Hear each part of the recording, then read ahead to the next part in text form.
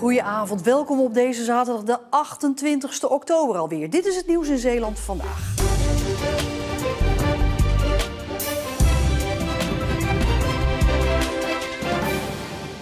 Mijn moeder heeft een heel lijstje gemaakt. Lavendel, hibiscus, seringen, blauwe regen, gaan we allemaal naar op zoek. Gewapend met scheppen en kruiwagens trokken zogenaamde struikrovers door de Krokuslaan in Vlissingen. Op zoek naar mooie planten en struiken die ze alleen vandaag uit de tuinen met bordjes mochten graven. Ik heb een paar huisnummers bekeken en daar heb ik opgeschreven welke planten ik leuk vond en welke ik in ieder geval graag wilde hebben. De woningen hier worden gesloopt. Ook het groen in de tuinen moet dan wijken. Zonde vond wooncorporatie Lesco en schakelde stichting Struikroven in. Die geeft groen van sloopprojecten een nieuwe bestemming. Nu voor het eerst in Zeeland. Iets waar de huidige eigenaren blij mee zijn. Wij kunnen het niet meenemen en als ze gaan slopen, ja, dan gaan ze er overheen lopen en zo. En nu krijgt nog een tweede leven. De keuze is reuze. Er gaat van alles mee naar de tuinen van de rovers. Anders wordt het allemaal platgewalst, zonde. Ondanks dat mijn tuintje wel vol staat, kon ik er nog wel een paar gebruiken. De planten die nu niet meegenomen worden, komen in de buurt in een speciale roverstuin te staan. Voor als de nieuwe woningen klaar zijn. Als er nog iets overblijft, want deze groenliefhebbers weten van geen ophouden. Hier geniet ik zo van. We hebben het lang voorbereid. En dit is gewoon waar we het voor doen. Mensen die elkaar ontmoeten, mensen die elkaar inspireren. Mensen die samen de schouders eronder zetten om hier planten te komen redden. Daar is hij dan, de eerste partyboot van Zeeland. Zowel de bezoekers als de initiatiefnemer hebben hier lang op gewacht. Waar we hier nu staan, dat is een succes van 9 maanden. Je bent er gewoon 9 maanden mee zoet om alles voor elkaar te krijgen. En dan, nou ja, dat kost wel even wat energie, maar hartstikke leuk om te doen. Het is een keertje wat nieuws, in plaats van altijd met het verhuis zitten. Ja. Nou, we zijn er nog maar net, maar tot nu toe, ik vind het gezellig. Ja, je hebt ook eigenlijk helemaal niet echt door dat je op een boot zit of zo. Het is best wel groot beneden, dus ik ben benieuwd wanneer die straks gaat varen of je het dan ook gaat voelen. Tijdens het varen hoopten sommigen nog iets te kunnen zien. Ik ben nog nooit daar op de water geweest. Misschien kom ik allemaal nieuwe dingen tegen, weet je. Je weet nooit. Door het varen kon niemand van de boot. En dat maakte het net even iets anders dan stappen in de stad. Normaal gaat iedereen altijd weg als ik naar een feestje kom. Maar nu moet iedereen blijven, dus ja. Je moet er gewoon een leuk feestje van maken. En dat lukte. Het dak ging eraf met DJ's en danseressen.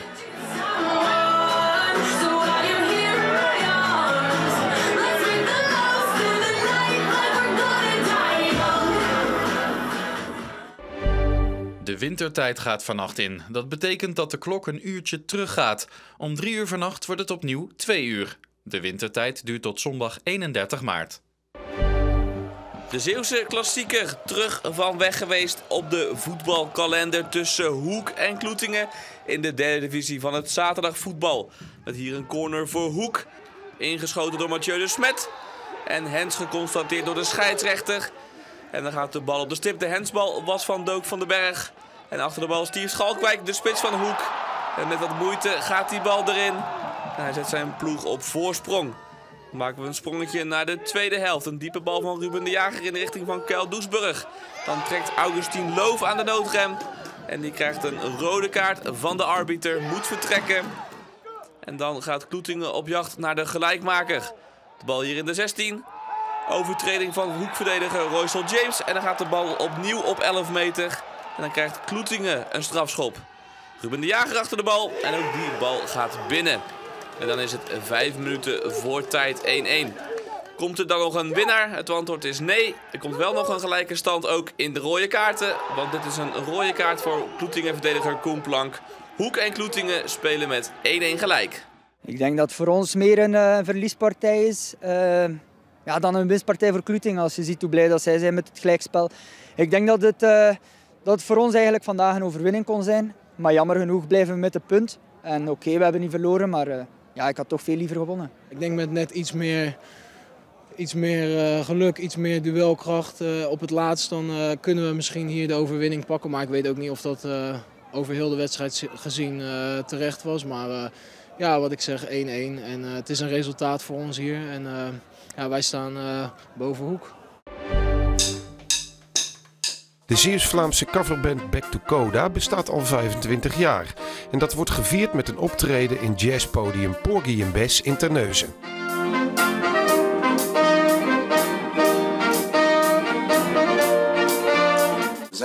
een beetje ontstaan vanuit de voetbal. We speelden allemaal samen in het eerste elftal van Ter Holen. Lucien van der Wallen was mid-mid, ik was laatste man, Johan was de keeper. En zo zijn we op een verjaardag samen eens gedacht van nou, we willen eens muziek maken. En zo hebben we onze gitaar erbij gepakt en zijn we begonnen met spelen. En zo zijn we uiteindelijk begonnen met z'n drieën. Zijn we uiteindelijk begonnen.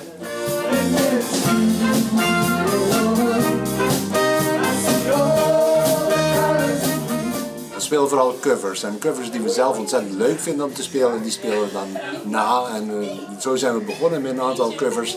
En daar waren we prima tevreden over. En we hopen dat we het goed spelen, maar dit is de muziek die we graag horen en die spelen we.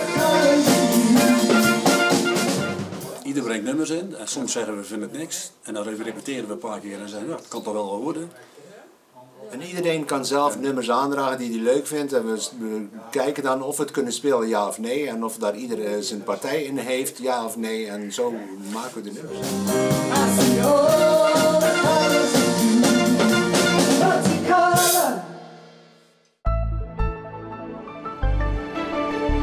Een dag met flink wat wind en veel bewolking vandaag, met windkracht 4 tot 6.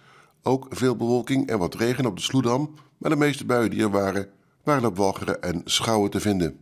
Er zijn wel een paar bredere opklaringen, maar in de loop van vanavond komt een grote zonne met regenbuien over heel Zeeland. En er komen vannacht van het zuiden uit ook enkele flinke buien achteraan, met kans op een onweersbui en ook op vrij zware windstoten, vooral dicht bij zee. Maar ook landinwaarts is het vannacht en morgenochtend vroeg onrustig.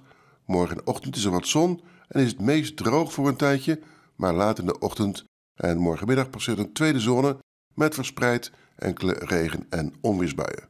Er staat morgen ook windkracht 4 tot 6 en aan zee regelmatig windkracht 7 uit zuid tot zuidwest. De maximumtemperatuur is 13 à 14 graden. Maandag zijn er eerst veel opklaringen en later vallen er buien. En zo gaan we de komende week door met een beetje wisselvallig weer, maar met minder wind dan vandaag en morgen. En tot zover. Zometeen ben ik nog terug met Zeeland de Week, ons weekoverzicht. Dus heel graag tot zometeen.